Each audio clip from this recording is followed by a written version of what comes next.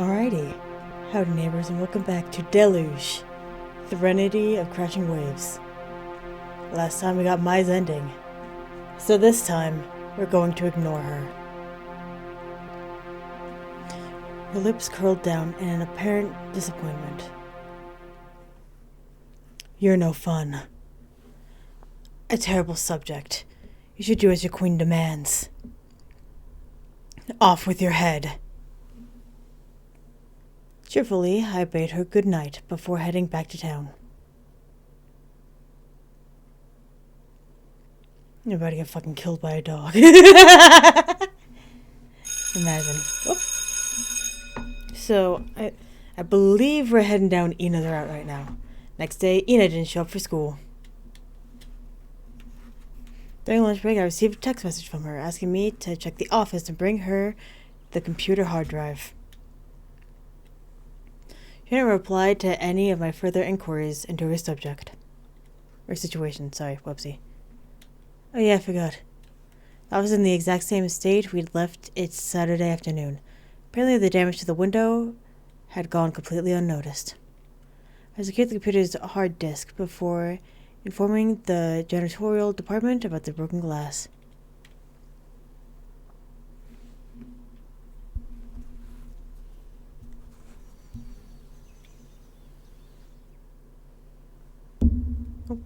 Sorry. I found Ina in her bedroom, in mostly the same state I'd left her. She appeared listless, hardly responding to my presence.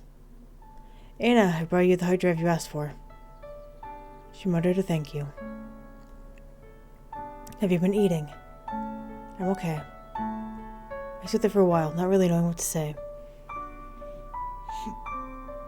Quite the story we read last night. It was. What did you make of it?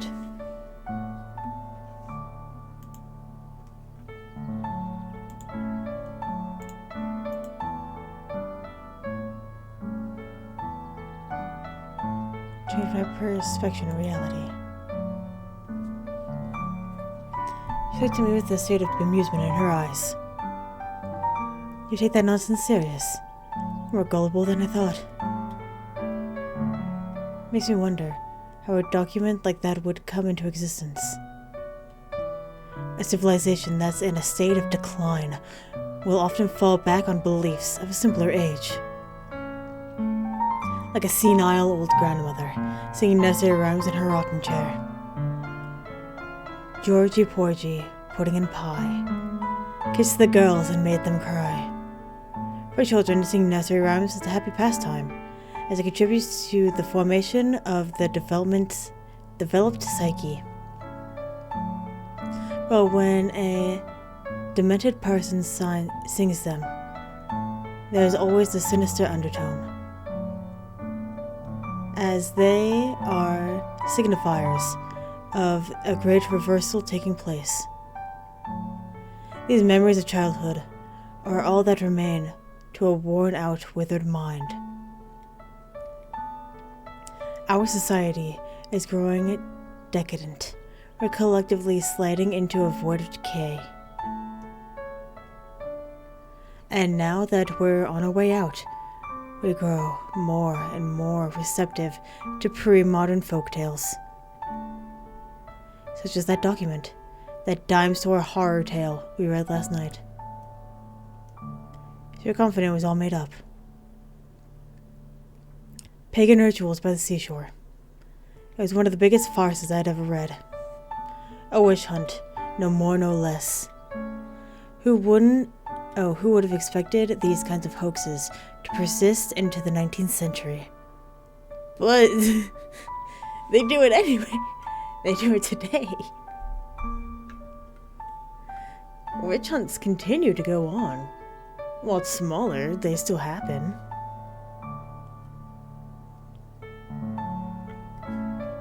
There's no freedom in doing, like, what you want to do. You're gonna get persecuted no matter what. I believe we're 21st now? 22nd? I don't know. All I'm saying is, it's gonna happen no matter what. It must be a symptom of corrupted enlightenment for clergy to use superstitions from a distant past against communities they deem spiritually backward. The presbytery likely felt threatened by the upsurge of sporadist congregations, to the extent that they made up allegations of witchcraft and idolatry against dissenting pastors. And to think that Marquis Leopold willingly participated in reviving these folk beliefs in this day and age. He must be desperate, going to such lengths to paint the church in a negative light. These accusations, these lurid tales of horror and decadency, these prejudices aren't natural to man, but they're often born from fertile ground, from generations of sadism, inbreeding, and false piety. To think that these matters would take place in a developed country. You should know. Time isn't always simultaneous. The originating history of the modern nation always allows for pockets where time runs at a crawl, when practices and ideas remain conserved, sheltered perfectly from the winds of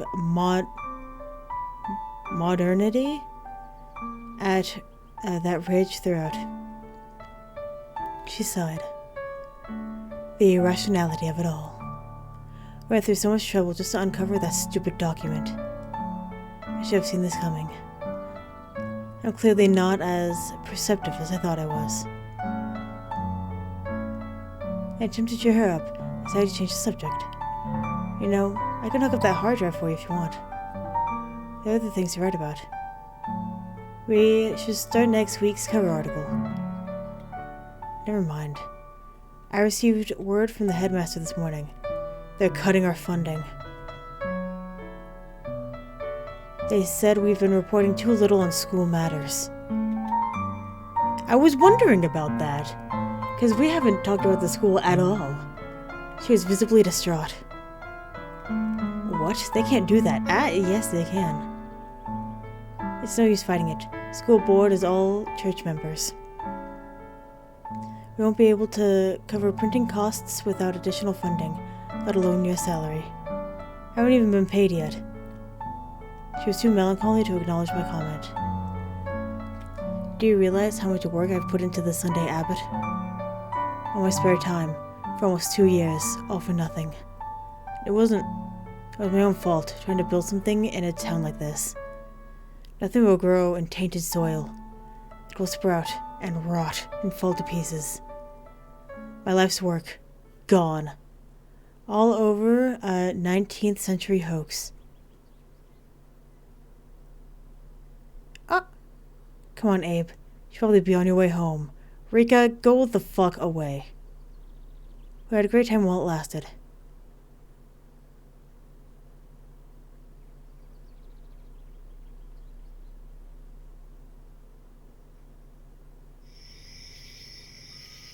Why did it say Rika?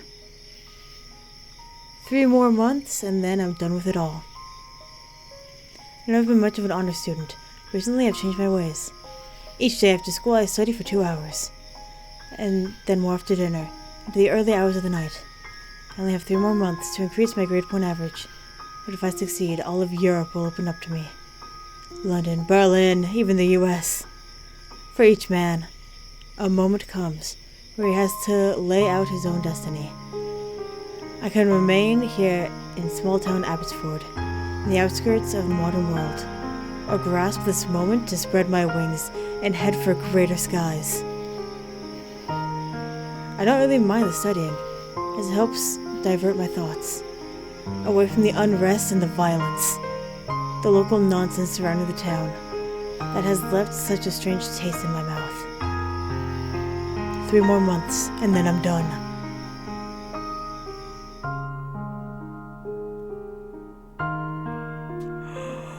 What? Ina doesn't have a route? Ever since our falling out, Ina had been ignoring me in class. I chose the wrong answer?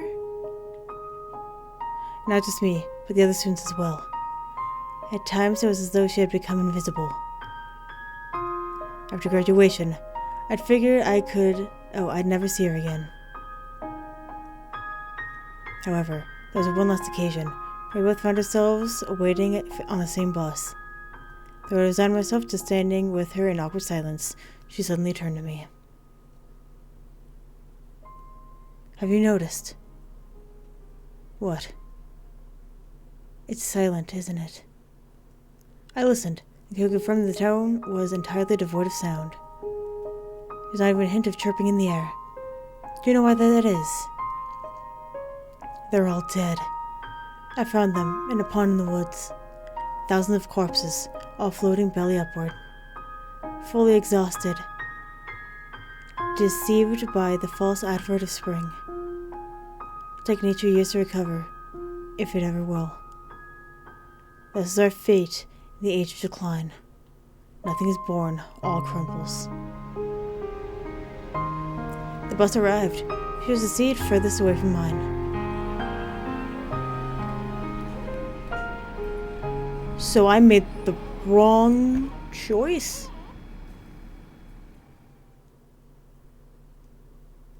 What the fuck?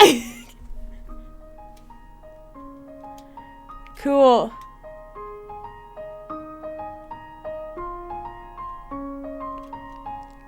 Any key to continue? Done. I currently unlocked the ending routes for Rika and Mai. What the fuck? Okay. Load of nonsense. It did, didn't it? I can't believe I wasted so much time hunting down that stupid document. A feeling of relief came over me. For a minute, I feared that Ina would send me hunting for cosmic abominations next. I'm glad you feel that way. Makes me wonder how such a document could come to existence. What the? It's just gonna do it again.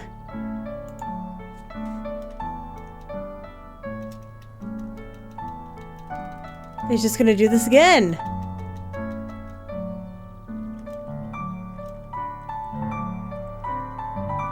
Is there no justice for Ina?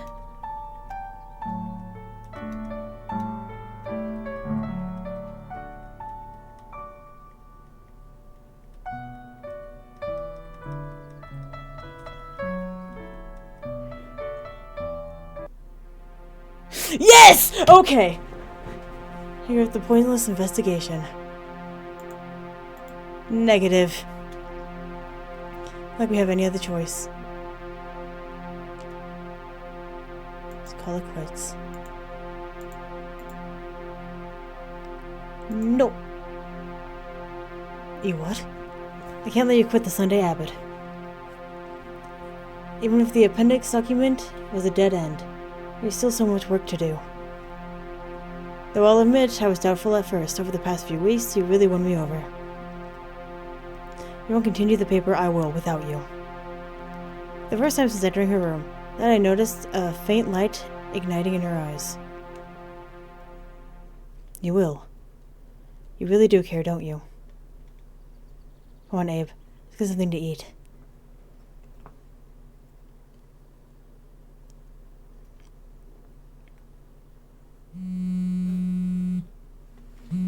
I thought every time a phone buzzes, I think it's mine, because I never have the sound on. Next morning, I woke to my phone buzzing. While my eyes adjusted to the light, I can hear Ina answering the call. Really, that's a huge relief. We'll head down there immediately. Thank you for contacting us. She put away her phone and began dressing herself. That was Karen. She's making a steady recovery and says she wants to issue a statement to the press. Let's head to the hospital right away.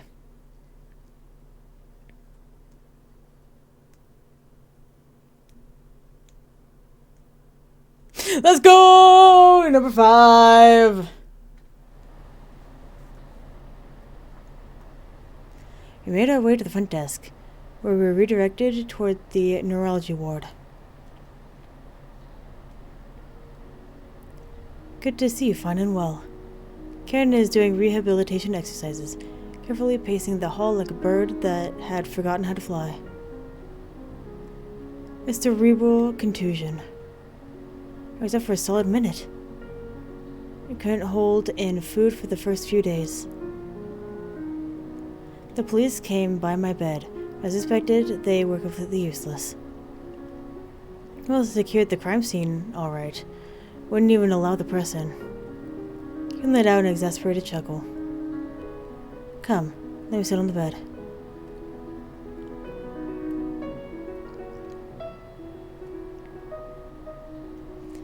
So, what can you remember the night of the attack? Ina appeared anxious for answers. That night, when it happened, I spent most of the day working in the garden, so the back door had been unlocked. After it grew dark, I had dinner on the couch while reading through some policy papers for the plenary meeting next morning.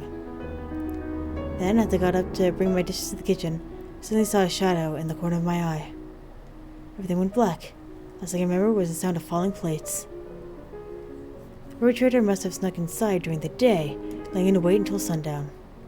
He just left you there. You could have died. How did emergency services find you? Well, I got lucky. Virus had been hanging around me all afternoon, digging up the garden and acting like an all-around nuisance. When the attack happened, he must have still been close by, close enough to be alerted by the noise. He'll have seen me laying out cold on the kitchen floor. The neighbor said Virus began barking and whining, that he kept it up until she went out to take a look. He was my savior. According to the neurologist, I could have retained permanent brain damage if I had been found any later. I figure every dog has this day. Do you have any idea who did this to you? Karen sighed. I never saw the face of my attacker, but I have my suspicions. Are you guys up to date on local politics? Ina nodded eagerly. Well, Abe, you should know that Abbotsford Town Council holds a total of 14 seats. The party needs an 8-seat majority to obtain the mayoral office. When the largest party doesn't secure 8 seats during the elections, a coalition of 2 or more parties has to be formed to ensure majority rule. But that's unnecessary, as Air holds 8 seats at the moment. That's right, Air currently holds an absolute majority in the council. An agonized expression drew over Karen's face. The problem is, Air isn't free of inner division. Our seats are evenly divided between agrarians, like me, on the one side, and church loyalists on the other. And now that I have been temporarily incapacitated, a stand-in has been appointed to take my seat in the council until I recover. My replacement, the highest listed party member, who does not accompany a seat, is a man named Robert Ligaters, who is partial to the church. I see, someone from the Cooper faction. If you want to say it like it is. Ken laughed wryly. So you're saying that due to your incapacitation, the Cooper faction now controls 5 of Air's 8 seats? Yes. And this has greatly disturbed the balance of power. Together with Flock 05's 3 seats, the church now holds a political majority. They could bypass the 3 agrarian councilmen in our party and implement new legislation with Flock's support. It's a de facto coup. Leopold has been updating me on the most recent developments, and it's worse than I'd ever imagined. The Cooper faction and Flock are passing laws left and right, all under the very nose of our mayor, who is powerless to intervene. Her voice was breaking. She paused for a moment. Oh, these hospital dorms have turned me melancholy. Maybe I wasn't suited for politics after all. A nurse came in, informing us that visiting hours were over. So how long will it take for you to return to work? If I stick to my exercises, I should be able to leave the hospital in a few days. Though even then, it'll take me a while before I'm able to return to my duties. She shot us a nervous glance. Please don't tell anyone. We don't want to elicit a second incident. Are you sure you'll be safe at home? Oh, I'll manage. I plan to have Fire stay at my apartment for protection. She winked. Villains beware.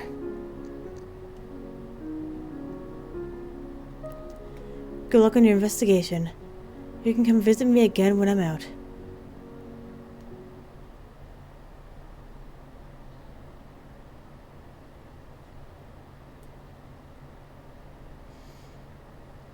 As we hung around the lobby, deciding on what to do next, I suddenly heard a familiar voice. So kids, have you delivered your fruit basket? He looked over to see Leopold, who had approached us from the side of the restaurant. Same Abe, different girl. I really hope you've found the one you're looking for this time. Hi, Leopold. This is Ina. You may know her. I gestured to Ina, who was eyeing the Marquis suspiciously. Leopold shot her a cold look. The town's star journalist. How are you? Fine. He returned his attention to me. Glad you've been able to visit Karen. She's made an impressive recovery. I come here every day to fill her in on council business. Has she told you what's going on down there? It's atrocious. A regular mutiny. You kids should come along for a glass or two. I want to ask you something.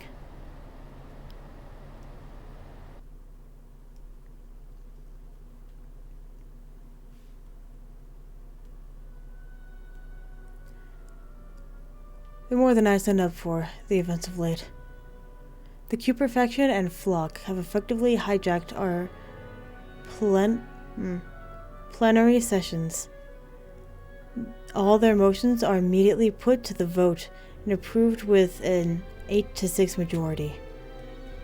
They have axed all summer labor programs, blocking the construction of gas station on the motorway. And they will be remediating all municipal tax deductions for the agricultural sector. Maybe that isn't so bad. Look, I'm no country boy myself, but the farms are our main source of income. However, the thing I'm most worried about is a new package of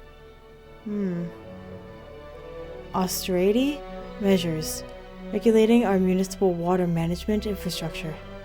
They're proposing a 40% budget cut for all drainage and pumping systems. An incredibly foolish move, if you ask me. We need to guard ourselves against the water. These symptoms are our lifeline. Please understand. The town is falling in the hands of zealots, without any regard to the public good. I'm a cosmopolitan man, you know. I don't want this place to go down the route of many backwater towns. You should know what I'm talking about, Abe. You dated that Cooper girl for a while.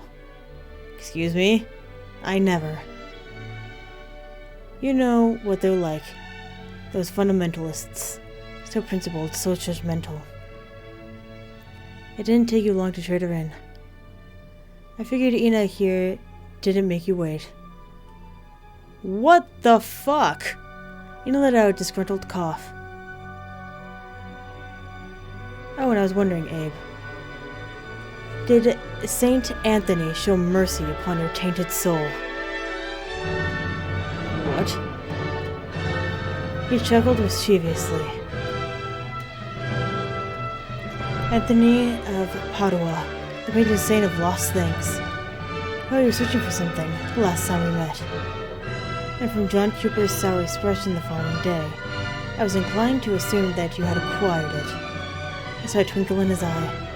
Oh yes, we did. Most of it, at least. Ina shot me a deathly glare.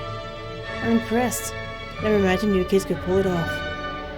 Now look, although I don't want to involve myself too deeply in these matters, I know a lot about the church. I can help you with your investigation. Police records, council logs, you name it, I can get it. I can make your research go a lot easier. But the thing is, as I told you, I'm a selfish person.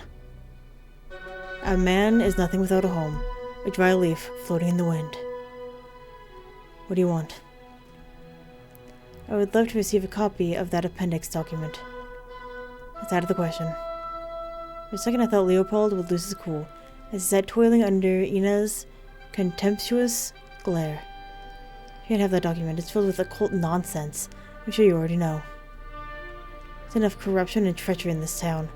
We don't need to add a modern-day witch trial. Although I realize that you're currently facing a crucible of journalistic integrity, I draw the line here. Do you understand? Leopold, who had initially endured Ina's exhortation meekly, had already begun to regain some of his former cheer. I apologize, Ina. I didn't realize it was all so bad. I was, regretfully, never in position to read that text myself. We know. My gardener, Jan, who put me on the document's trial. He was a little righteous at times. He was a Catholic, you see. Anyway, I'd still love to read it. If you ever change your mind, you'll know where to find me. Ina grunted. I'm serious. We get up from our seats. On our way out, I thanked the Marquis jovially.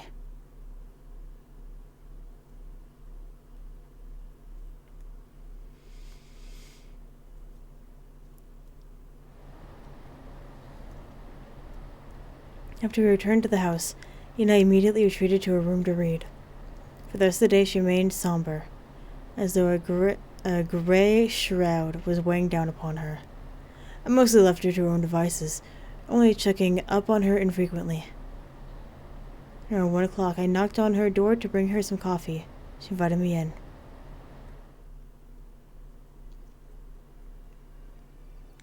Leopold is human filth. I won't deny that. No, really, I feel dirty even talking to him. What a revolting man he is. Curtains were drawn.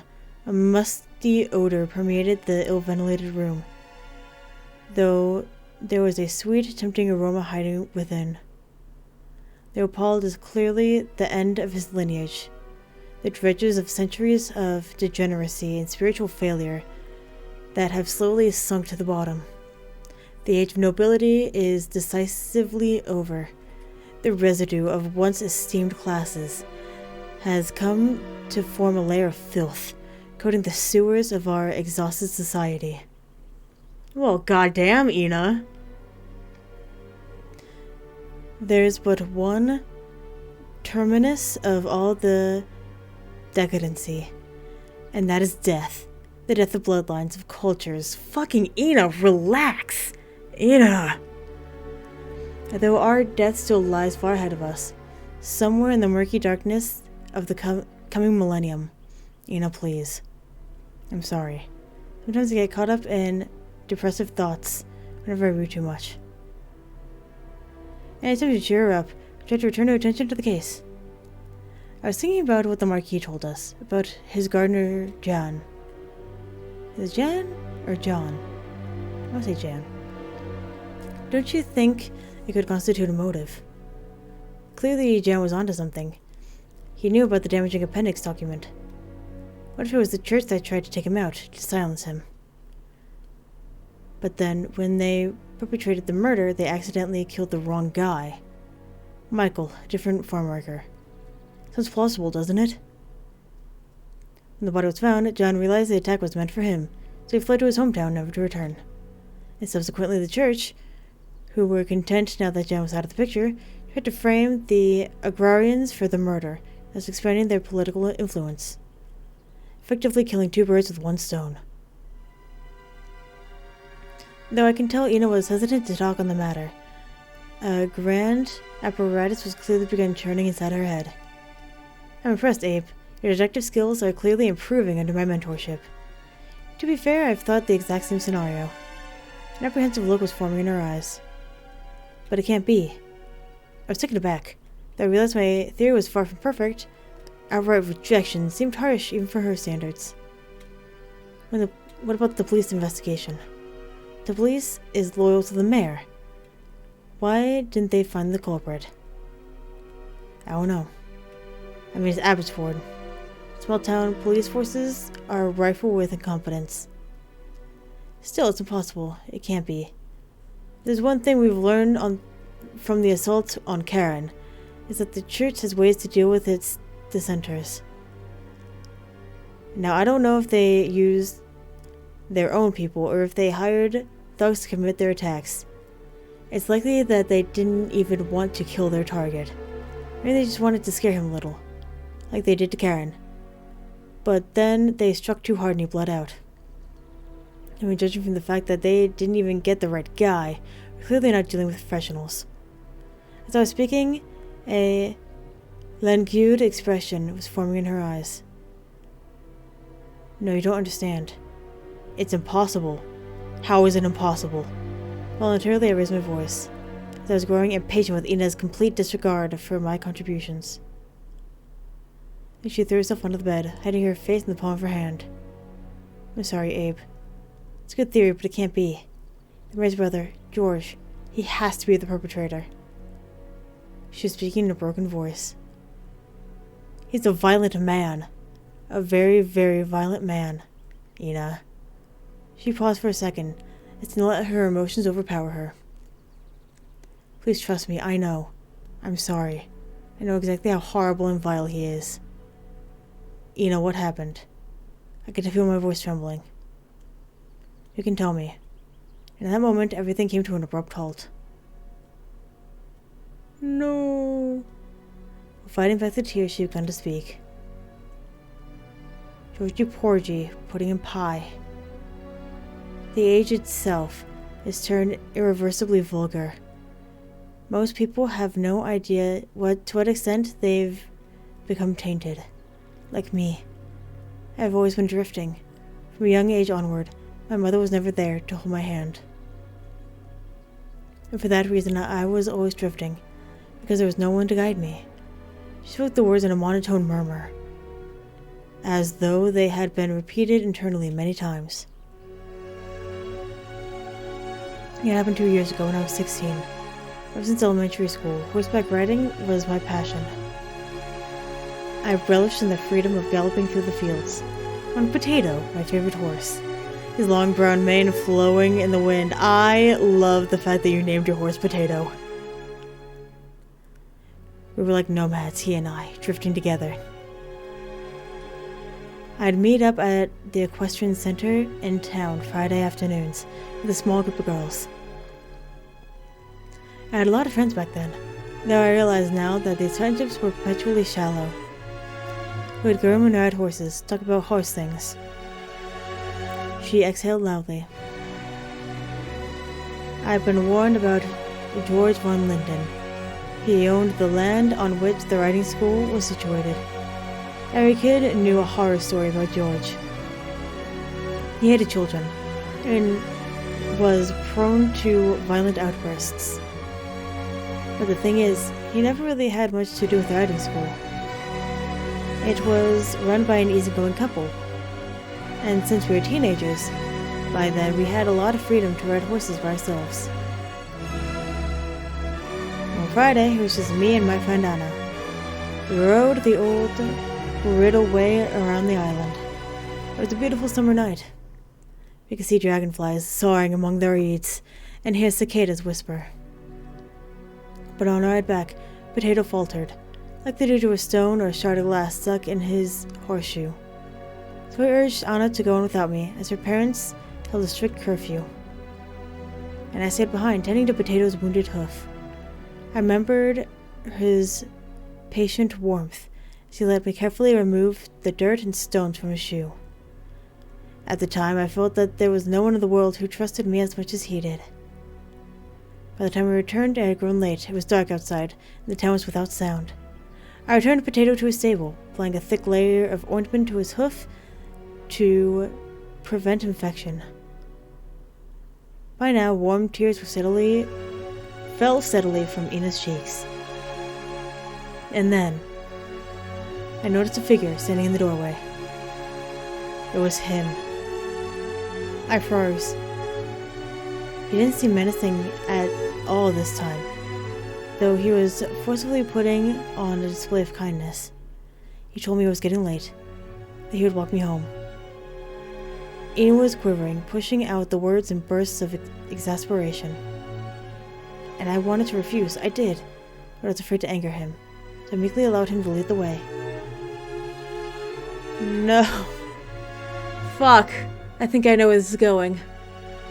My whole skin tinged, in visceral reluctance of what she was about to— Yeah! It was useless. Of course it was useless. We're barely outside when he grabbed me by the arm. Her voice broke. He forced me. Right there, on the cold, hard ground. Yeah, he forced me. Nina broke out into a flood of tears and I embraced her silently, knowing there was nothing I could say that would be of any significance. I showered for 2 days, trying to wash this disgusting presence off me, and I locked myself in my room for about a week. They mustered up enough courage to go to the police. But at the station they scolded me for not coming earlier. Told me that without any witnesses or traces of evidence that there wasn't anything they could do. And they said that I should have known about George's reputation. And then I called my mother, who was on tour in Australia, and she sounded so annoyed that I would even call her about something like this. I didn't really think she believed me at the time.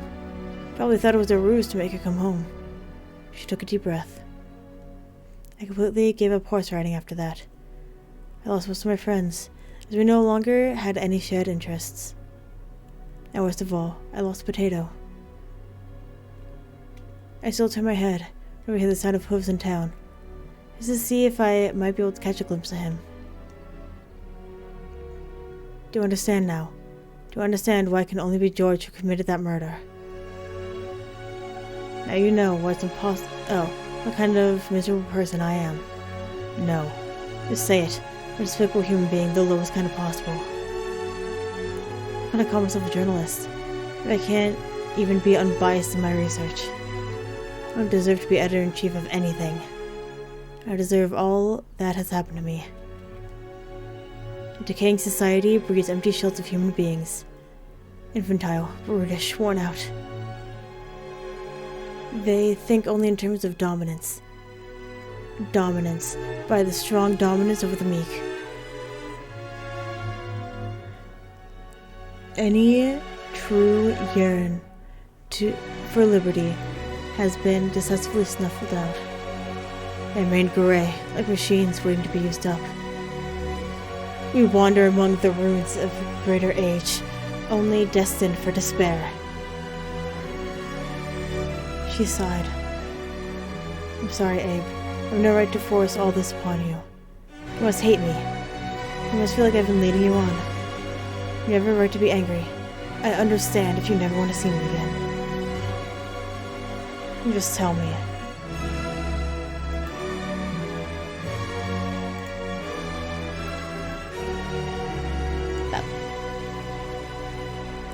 I have a murderer to catch, remember?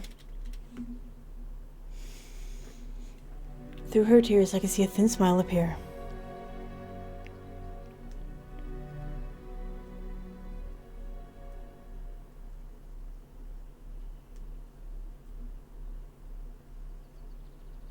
That night I stayed with her and we slept until late afternoon.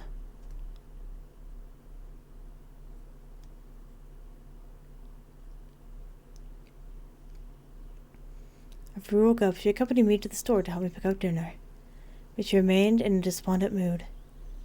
We made our way along the pavement, Ina always lagging a few steps behind. Suddenly she stopped. I turned around. Do you want to have children, eh? What the fuck? Hey, yo! Excuse me? Well, do you? Do you want to bring new life into this decaying world? Did you even look them in the eye? I'm not ready to think about those things. When a civilization enters a state of decline, it loses its essential life force. It's when people stop caring about procreation. Having children becomes a fashion statement, something that no longer comes naturally, but has to be carefully measured out. At the apex of the Roman Imperium,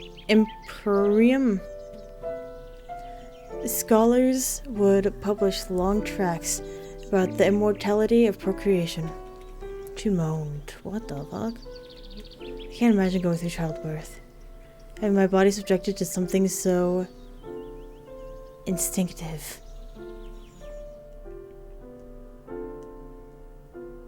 As we walked further, a sicky lukewarm precipitation began to rain down from the sky. This immediately caught Ina's attention. It's raining. She looked up at me.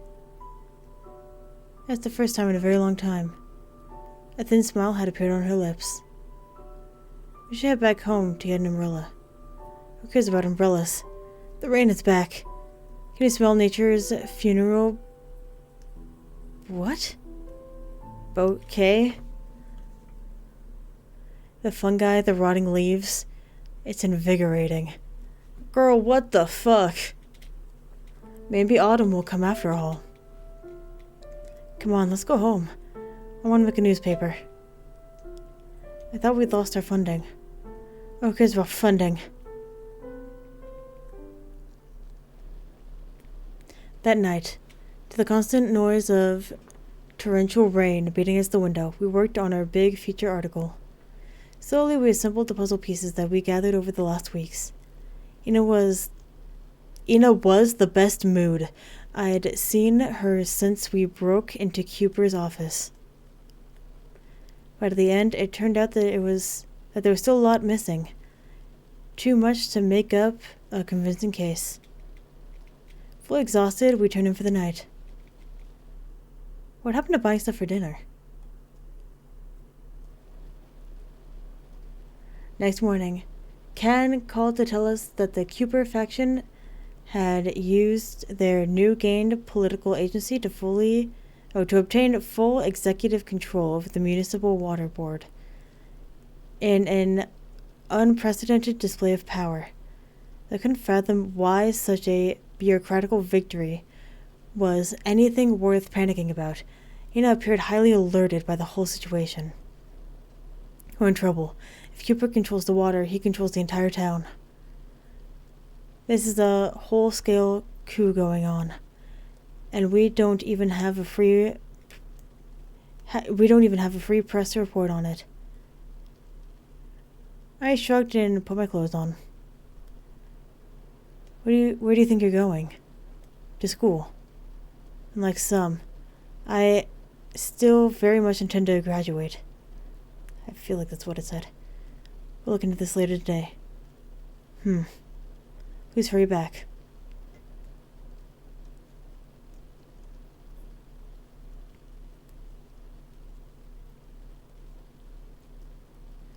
I showed up early, heading down to the pool where I expected to find Rika.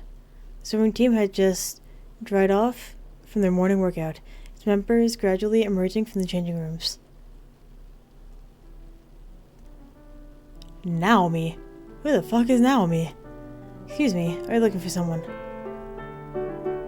A bespectacled girl had approached me, clearly distrustful of my intentions.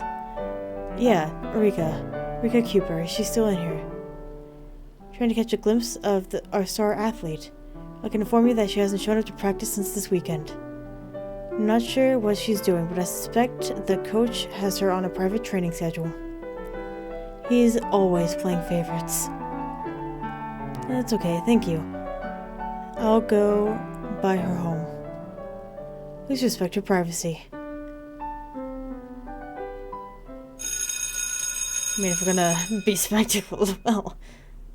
Just as the bell rang for first term, I set off back toward town. The Cooper family resided in a large manse that was centrally situated in an affluent neighborhood. As I approached the gate, I felt a certain reluctance take hold of me. I dreaded that Rika's father would answer the door, that he'd maybe recognize me, from descriptions that had been passed around within the church. And as the rain fell steadily, it occurred to me that it had been pouring incessantly ever since yesterday afternoon, as though the heavens had some catching up to do for the drought of the past weeks. Warnings had been coming on the radio about the adverse consequences of heavy precipitation around a period of drought. The rain could erode the brittle... What the fuck is going on with me and reading? God damn. Sorry for yelling.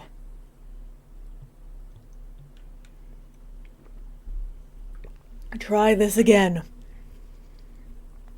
The rain could erode the brittle soil, carrying away large amounts of earth throughout the waterways, eventually clogging the drainage systems downstream. When I arrived at the residence, I encountered a miserable-looking Mai. She's not home. She hasn't been home since Sunday. The maid says she was at swimming camp, but I know that isn't true. Rika told me she was leaving for the pumping station in Rybury, that she has some important maintenance work to do, now that there was a changing of the guard at the water board. I was afraid she'd gone with you, Abe, leaving me behind. Glad to see you're looking for her too. The pumping station. Did she tell what she would be doing? Oh no, she didn't. She made it sound very important. Important and a bit mysterious. Then Mai smiled. Oh well, I'll have to hang around till she returns. Let's go and explore. Granite becomes so beautiful in rainy weather. I'm sorry, Mai. I'll have to do this another time. I have to go back to school before they notice I'm gone. Playing truant on a weekday? You're a lost cause. Not planning to return to school anytime soon, I went straight for Ina's house. The news of Rika's suspicious behavior activated her immediately. Together we left for the station, hurriedly, as the next train was about to leave. Hell yeah, beat her ass! Beat her ass! We took the train to Rybury. After which I led Ina to the pumping station. This is it. It looks deserted. Put the door, we shouldn't budge. It's locked. It's still locked, you mean? Please get out of the way. After rummaging around her handbag, Ina produced a small lock-picking set. Good for Ina. 2 minutes later, we were inside. Quick now. Rika could be lying in ambush. I don't think there's anyone here. We searched the main floor of the deserted building, looking for signs of tampering, but to no avail. We're going down to the basement where the pumps are. You stay up here and keep a lookout. If you see the front door open, just hide and call my phone. I nodded. As Ina descended the large spiral staircase, I stayed behind, watching the entrance with a hawk's eye. Up until now, Ina's excursions always felt like a game. A way to keep her overactive mind distracted from the married neuroses that lay behind her hazel eyes. Even the break-in at the church felt like a senior prank to me, no worse than the tricks pulled back in high school. But now as I stood here waiting, and this decrepit, moldy testament to 1950s water engineering, a creepy sensation began to take hold of me. I didn't expect that I'd become so involved. Suddenly intense pain shot through me. So there you are! Glad to see you join the cause. Rika wielded a heavy leather-brown tome. She struck it at me twice in rapid succession. What the? She's killing me! My vision began to tinge a blood red as I cowered under her assault. I see you two play detective again. I'm glad I stayed behind to keep an eye on things. My church caretaker informed me that Ina's fine lock-picking skills. Rika, what are you doing? God is jealous. The Lord avenges. The Lord avenges and is furious. The Lord will take his vengeance on his adversaries. And he reserves wrath for his enemies. The Lord is slow to anger and great in power. and will not at all equate the wicked. And suddenly a furious voice rang out. Rika! Ina had appeared from the stairwell, brandishing a glass bottle that appeared to contain a clear liquid. Rika leapt back in apparent shock.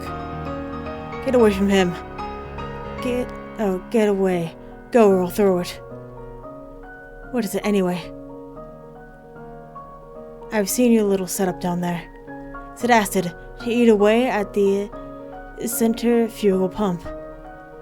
Stop shaking that bottle, you harlot. If you throw that, we'll all blow up. Ina remained disquietly calm under the prospect. What are you doing? Why are you doing this, Rika? Sabotaging the pumping station. What's the point? Oh, Ina, you have such an analytical mind. It's so sad we don't have a school paper anymore for you to put those deductions into writing. Ina snarled. Mankind have become so arrogant. Like gods, they deem themselves creating land from water, with their miserable pumps and drainage systems. But what fun is it to manipulate the water like that? Wouldn't it be a lot more natural to let everything follow its original course? The rains will continue to fall over the next weeks, and waters will converge and become far too much for an old, ineffective pumping station to handle. A flood, a magnificent deluge, will wash away these idle contraptions of man. Abbot will become an island again, a beautiful island in the midst of a stormy sea. Don't worry, the school is built on high ground. We may even let you relaunch the Sunday Abbot again, if you promise to stop publishing these hateful lies. You're saying, Rika, centuries of inbreeding has taken their toll on your family. Oh, not at all. I have been authorized to perform this covert modification by the Abbotsford Water Board. It has all been ratified by the town council. But you should know all about. And suddenly, mid-sentence, Rita swung her Bible at Ina, who was caught completely off guard. With a loud cry, Ina dropped the glass vessel on the stairwell, and as it shattered, she had just enough time to dive in our direction before a loud explosion shook the building on its foundations. Come on, Abe, run. She grabbed me by the hand, and as we made our way out the front door, I could hear Rika's maniacal laughter behind us. Thanks, Ina. As this is the kind of sabotage I could only have dreamt of. And to think we have such a convenient scapegoat now. You're an asset to the cause.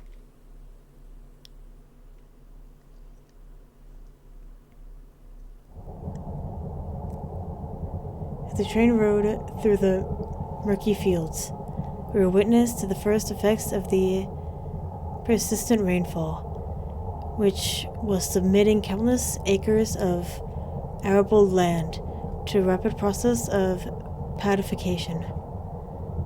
Ina had made a phone call to the police to report the damage to the pumps. It's no use. They said they'd redirect our report to the municipal water board. The church controls the water board.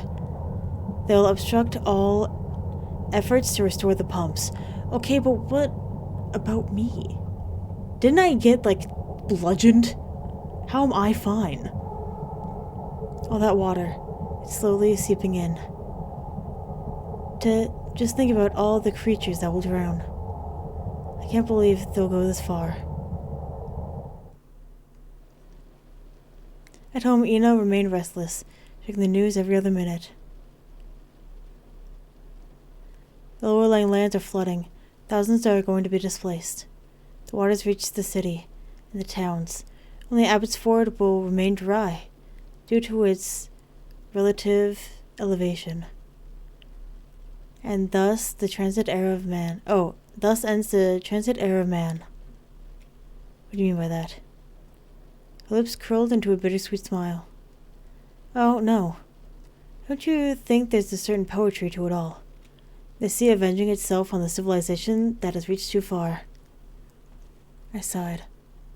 There's something in the cavalier nonchalantness in which she spoke the sentence that rubbed me the wrong way. Please stop, Ina. Lives are in danger. You can't just make light of the situation. Wordlessly, she walked over to a cabinet, where a small CD player stood. She took out the disc and placed it in the drawer. Please listen to this.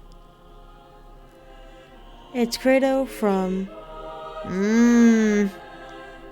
Victime Partiali Laudes, composed by the Renaissance composer Giovanni Anwusha. Music for a more vivacious age. She threw herself onto the bed.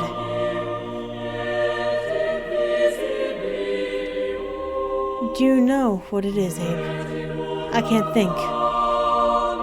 I'm sorry, I'm worthless. I can't think. I can only regurgitate. She was silent for a moment, focusing intensely on the music, as though she were dribbling a sheltering comfort from the warning sounds.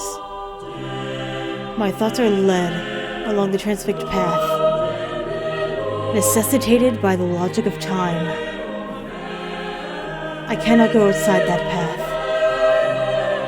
Fuck, this is loud. God damn.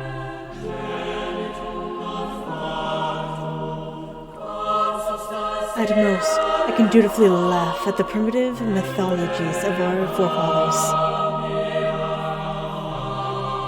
But to even grasp the ideas that future man might hold, I stared at her, not fully understanding the significance of her words. We uncover things.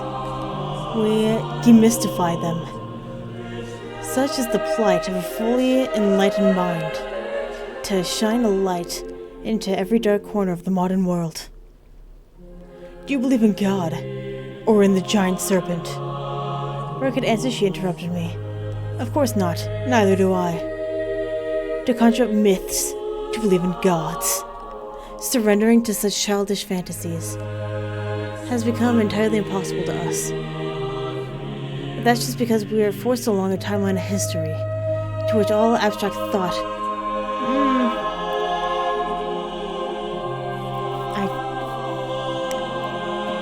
equates? No, there's no T. Quests? If it wishes to be taken seriously. We have the outlook of cynical seniles.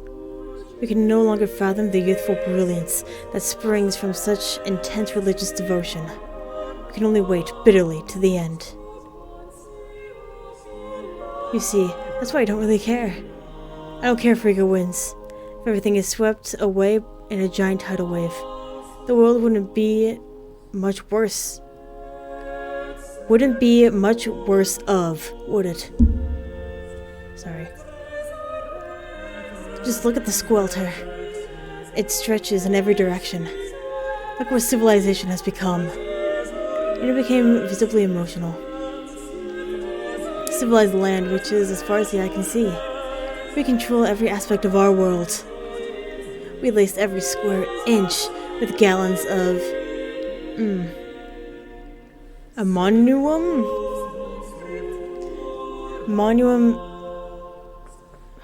That's not how I said it, but I don't know. Nitrate. Just because it's Mother Earth. Or just so that Mother Earth can continue to exhaust her barren womb. And then we drench each of her fruits in pesticide, just in case the tiniest bug would dare venture near it. Nature shrivels beneath the absolute dominance of mankind. Every aspect is out of sync. Bee populations decrease every year. Butterflies emerge from their cocoons prematurely, horribly deformed, tricked by the false onset of spring. And these crickets, these deafening crickets, I can hear them, even here, in the early morning, at the dead of night. Their chilling death wail resounds through my mind incessantly. It's the antithesis of the agrarian revolution. No corner of the world remains untouched. It's not just a societal transformation. It goes further. It changes the people themselves. The world is dotted with a large metropolis, filled to the brim with parasitical city dwellers. Thank you. They're cynical, traditionalist, religionless, rational, clever, smug, polite, and also highly contemptuous of the countryman. At times, it is as though the cities meld together to form one large, pulsating hall of limitless dystopia. Did I say hall? I meant to say hole. My bad. The urbanite considers it a blemish on modernity.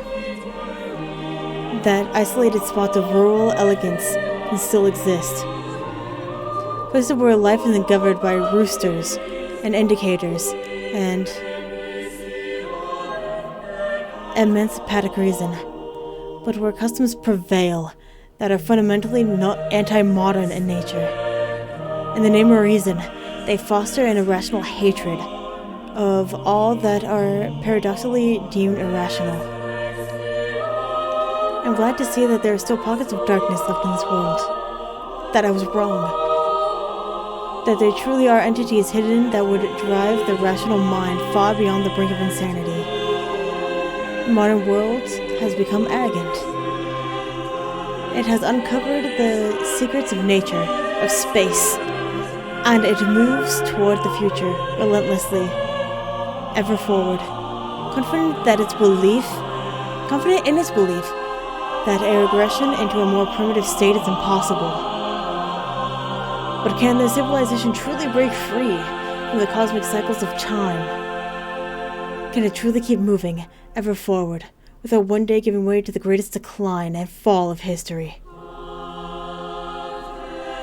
When that eventually happens, there will be a dark age upon us, darker than and more brutal than any precedent Middle Age. First, cultures are born. I'm turning this down. They are so loud. Holy fuck. Then they blossom. And then they fall. No culture can escape the cycle of life, no matter how feverishly it reaches for the stars. And our civilization is about to tumble, even though it's too arrogant to realize it yet. It's still childishly staring upwards into the cosmic expanses of the future infinity, not acknowledging that it is crumbling at the foundations, that its children are dying from neglect and decadence.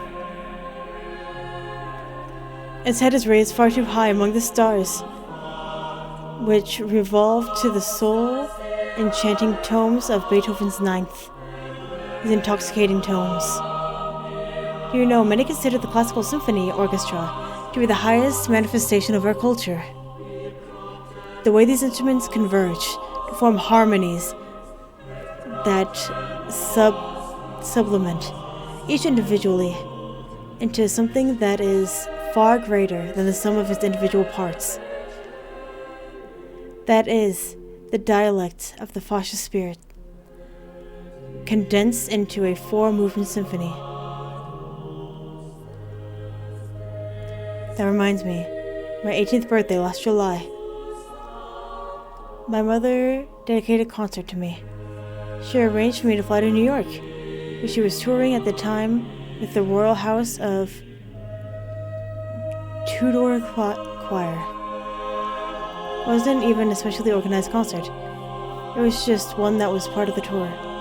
But at the beginning, she acknowledged me in front of the audience. She had the choir humiliate me with a rendition of the birthday song. Who could have imagined a worse birthday? I was mortified, encumbered, jet-lagged. I even missed our printer's deadline due to the whole charade. Ina looked at me, with a look of sheer agony in her eyes. And the thing is, as grandiose as the whole gesture was, it wasn't really about me. I was invisible in the crowd, all alone, looking at my mother. She performed in all her majesty, elevated, distant, exalted, as out of reach as ever. they perform this piece. This piece, my favorite. But how dare she try to interpret something so pure? How dare she place her condemning hands on the artistic expressions of our civilization's youthful years? She can't pretend to know the suffering of our world if she wasn't ever present for her own daughter and the very darkest time of her life. And now, the symphony has reached its final movement. Modernity decays, having completely lost all intuition and purpose. It's calling to be euthanized, to be shredded into fertilizer for younger, more vigorous cultures to come, each filled with vibrant young people that forego thought in lieu of pure, unmitigated experience. But for us, it's the end of the road. We might just as well. I stopped her. I can't listen to this any longer. She looked at me glassy-eyed. Where do you keep the appendix document? And with that, I'm going to end this episode here, 'cause holy crap. So thank you very much for watching, and hopefully I will see you later.